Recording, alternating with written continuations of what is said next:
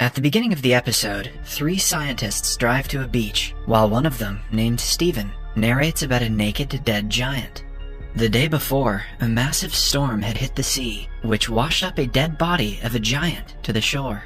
The surprised local fishermen contacted the officials, who at first refused to believe such atrocious news. But as people began to visit the beach and return home with crazy stories, the scientists decided to go see for themselves. And so, Steven and his colleagues, who thought that everyone was just bluffing about the dead giant, now stand before him. A crowd surrounds the corpse, scared to touch it before being absolutely sure that it's safe. Steven's colleagues guess that the man weighs somewhere around 80 tons. Steven narrates that the vast proportion of his features makes it difficult for them to figure out his age, but looking at the giant's defined nose and mouth, he believes that he had been a young man with a modest temper. The three go around the giant's body, inspecting him. Steven sees a pool of water that had been collected in the corpse's palm, where tiny fishes swim. Steven says that beyond the size of the giant, the simple fact that he exists surprises him the most. He compares the giant's existence to the crowd on the beach and concludes that they are just imperfect and puny copies of him. As Steven looks at the creature, mesmerized, his colleague climbs on top of the corpse's chest and waves towards the crowd, indicating that it is safe to come near it. The people run towards him while cheering and climb up on top. Some of them comment that the body is rubbery and bouncy. Children start playing on his chest, trashing it with their shoes. Steven, however, doesn't touch or climb on it. He and his colleagues stare at the giant from afar while writing their notes. As time passes by, the people get enough of playing with the dead giant, and everyone returns home. After 3 days, Steven visits the beach again. Because of his growing interest in the giant, his facility assigns him the role of keeping tabs on it. Steven claims that he wasn't morbid about keeping an eye on a dead person because, for him, the giant was more alive than the people around him. He watches as kids play slide on the corpse's chest, and some workers plan to butcher his femur bone. The following day, Steven deliberately postponed his visit to the beach until late afternoon so that no one would be around. When he gets there, the corpse looks in bad form and has started to decay. A teenage girl sits comfortably on the giant's ear, using it as a chair. Steven notices that the giant's face has a much less youthful look than it had before. He assumes it is because of prolonged immersion in seawater and tumefaction of tissue. As a crab crawls out of the giant's mouth, the scientist claims that it won't be long until he decays fully. Steven finally gets the courage to set foot on the corpse. Atop his chest, he sees a sandcastle someone had built. Then, his other arm comes into view, showing us that half of it has already decayed, and whatever remained of it has been taken away by the people. Meanwhile, his cornea has become hazy and cloudy, which gives his eyes a whirlpool effect. Steven looks at them, saying that the giant's suffering is less tragic than this isolation that he is facing. The next time he visits the giant, both of his arms and one of his legs have decayed and been cut. Steven walks around, looking at the corpse, which has been vandalized by teens who spray paint insults on his body. He is reluctant to witness the end of the magnificent creature, but the insults make him feel that the creature is more human, because it seems more vulnerable to him now.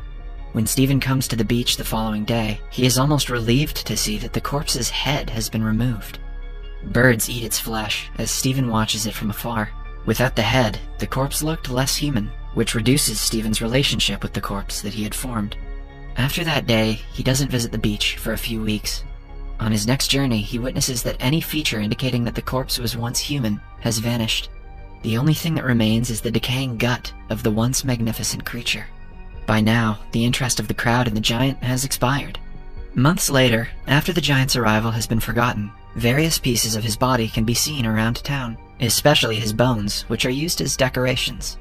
While cycling one day, Steven notices the giant's skull lying abandoned. He believes that if he looks around the town's pubs, he will find mummified noses and ears as well. According to Steven, these decorations convey the giant's greatness, better than Steven's memory of his bloated and decaying appendages. As for the giant's genitals, it is shown that it had been cut off and placed in the Freak Museum in a circus. Steven narrates that the apparatus occupies a whole tent to itself, but is sadly mislabeled as belonging to a whale. At last, the scientist says that the people who saw the giant remember him only as a sea monster. However, for him, the giant is still alive, and he often dreams of his resurrection. In his dreams, the giant strides through the town, picking up his fragments on his return journey to the sea. The episode, although short, has a deep and metaphorical meaning in every scene. The fans of the episode have interpreted it their own way, but many believe that the narrator Stephen is the giant himself.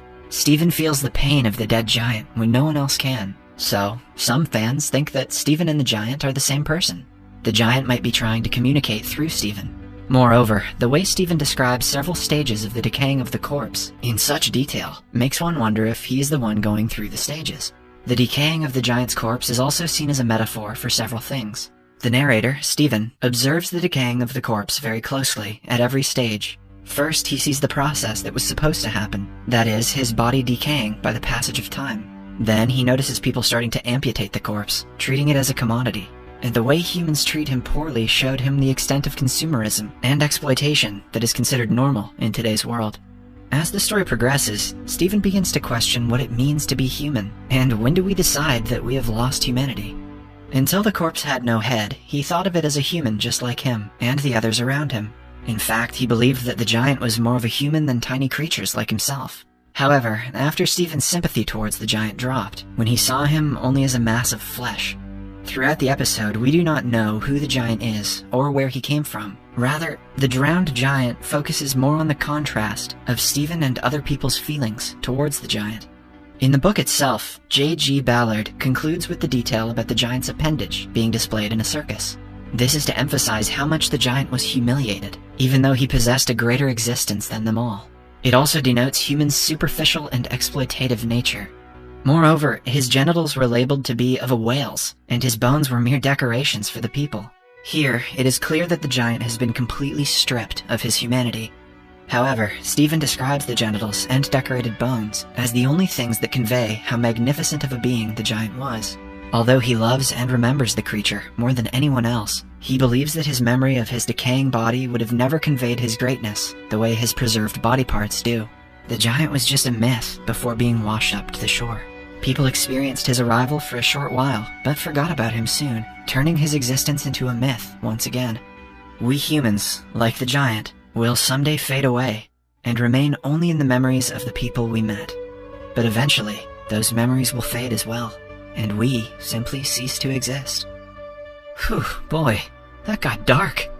Subscribe for more videos like this, turn on notifications, and leave a like to help the channel out. Thank you for watching.